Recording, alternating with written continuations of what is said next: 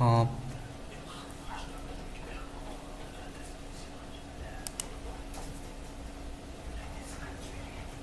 Vot mana shuni o'zi. Eng yaqin minimum.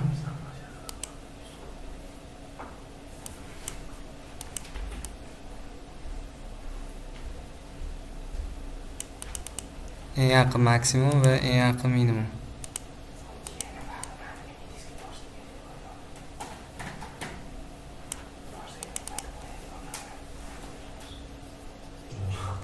Xuddi shu zonalarga Fibonacci'ni o'zini torta olamiz.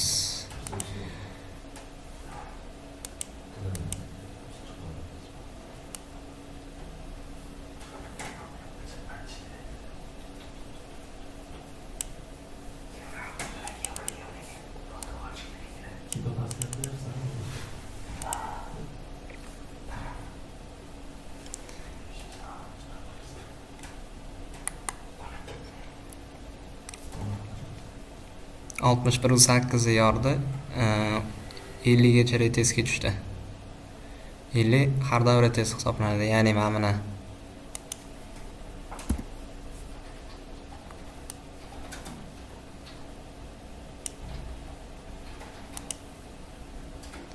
вот уровень сопротивления, уровень поддержки. O'rta 50%. O'rta balans. Endi shu o'rta balansda narx harakatlanishi.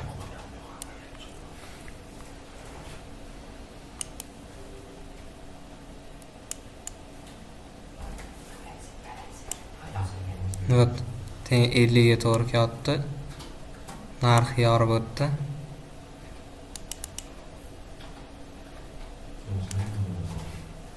Narx yorib o'tdi. Yorib o'tgandan keyin 50 gacha retesga tushdi.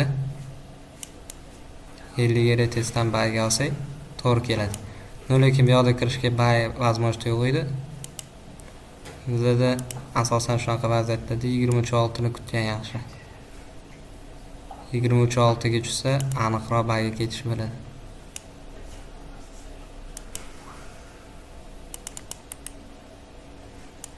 Va qolgan take profitlarga qarab ko'rib o'tamiz.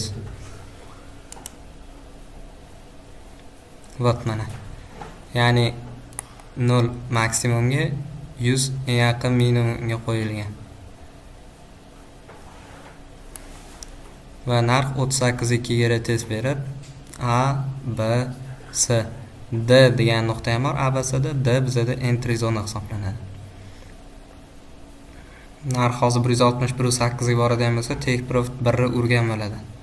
Take profit o'zi, take profit 1, take profit 2. 61.8 ga yorgandan keyin narx yo 50 gacha retest beradi yoki prima selga qarab tushib ketadi, ya'ni impuls bilan tushib ketishi kerak.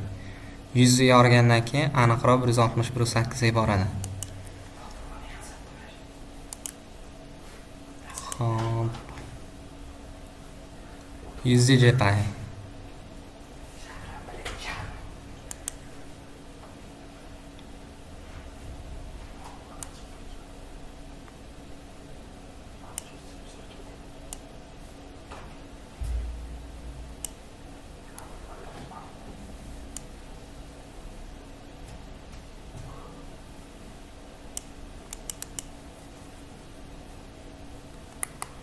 Narx pastga selga tushsa 50 dan retest oladi. 50 dan 23.6 yoki 38.2 ga retest bergan payt shu nuqtalarda selga kirsak bo'ladi.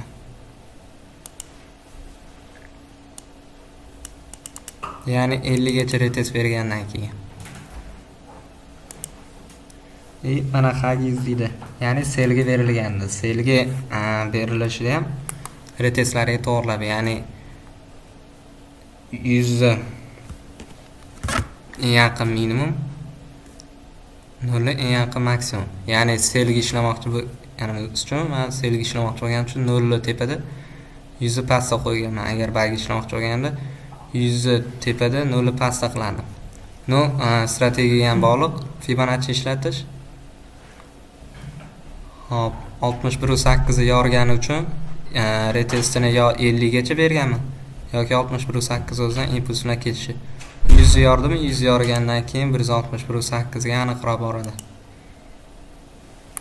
161.8 ni kutamiz ha 100 deydi.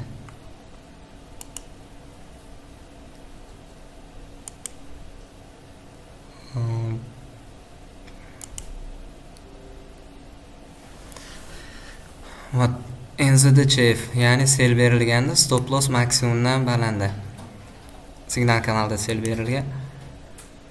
Hozir narx kelib turib 50 ga retest bersa, 38 ga retest berib, keyin narx tushib ketadi. 100 yorgandan keyin aniq 161.8 ga boradi. GPAUD barga berilganda ikkita nuqtadan, ya'ni boshida birinchisida bu yoqdan barga berilgan va bu yoqdan. Narx bizani eng oxirgi demon zonamizdan ketdi. Fibonacci ishlatadigan bo'lsak, вот mana bu yerda tortilgan, ya'ni minimum va maksimum narx keldi. Savdoga kiramiz, bizda 23.6, ya'ni savdoga kiramiz deb yozib qo'yganman. Narx shunga kelib ketdi. H4 da ko'rsak, вот stop lossimiz texnik stop loss qo'yilgan. Demon zonani yorishiga ham qo'ysak bo'ladi. Keyin bezubitga degani, ya'ni 61.8 yordi.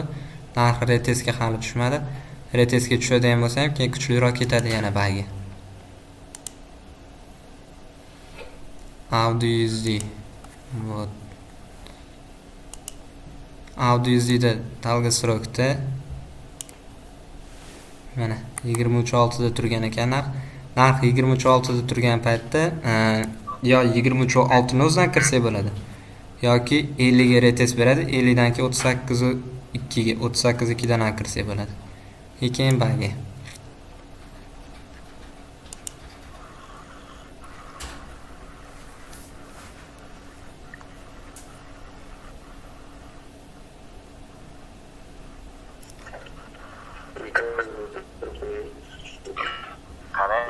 Assalomu alaykum. Assalomu alaykum, yaxshimisiz?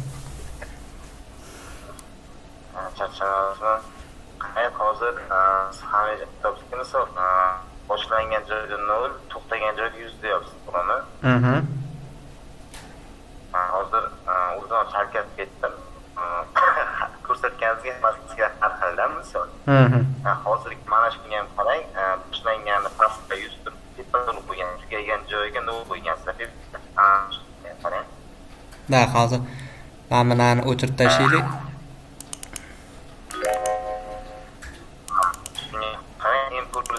Pul tugagan joyiga 0 qo'ygansizlar.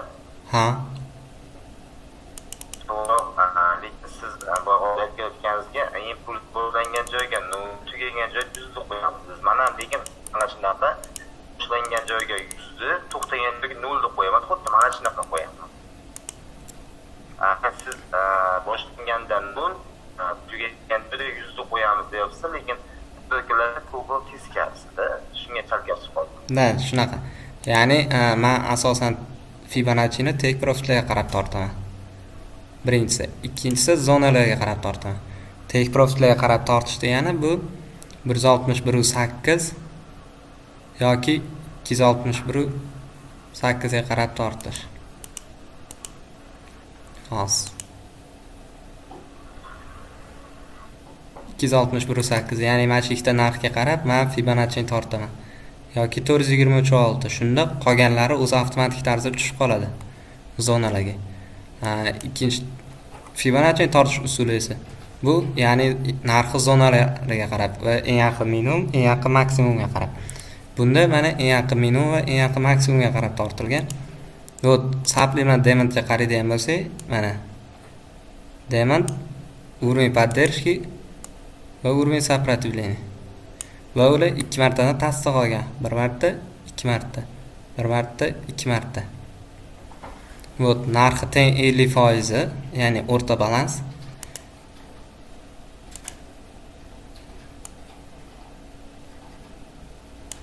O'rta balans belgilaymiz. Ya'ni koridor hosil bo'ldi bizda. Narx xuddi shu joydan retest olgan. 100 yorib o'tgandan keyin bu aniqroq sel ketadi, ya'ni o'sha 161.8 ga aniqroq boradi, ya'ni